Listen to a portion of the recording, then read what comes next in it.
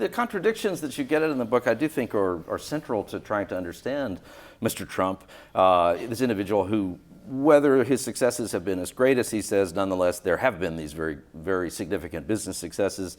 He was a successful athlete as a young man. He was an obvious leader when he was a student, but also these less obvious things of where he appears to be a playboy, as you say, loves to surround himself with beautiful women, whether even when he's married to one, he likes to be surrounded by others.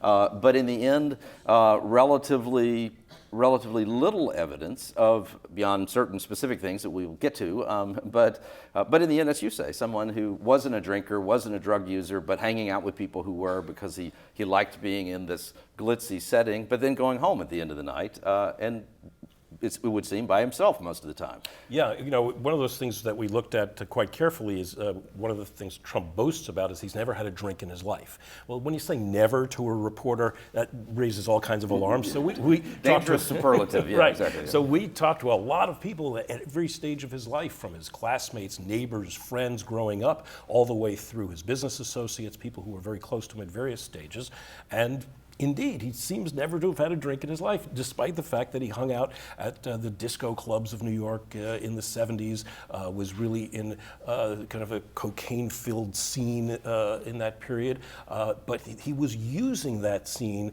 to build this character, because he felt from the start, this was a really remarkable insight that he had as far back as his early 20s, when he decided that his business success would be determined not so much by his skill at managing day to day, but by how well he did at creating an image that other people would aspire to emulate. And that image was of this billionaire playboy to whom things came easily, who ruled by his gut, by his instinct. And this was an insight that he had at this very early age and continues to manage to this day. And his great skill, and the thing he spends the most time on, is managing and manipulating the media to create that image.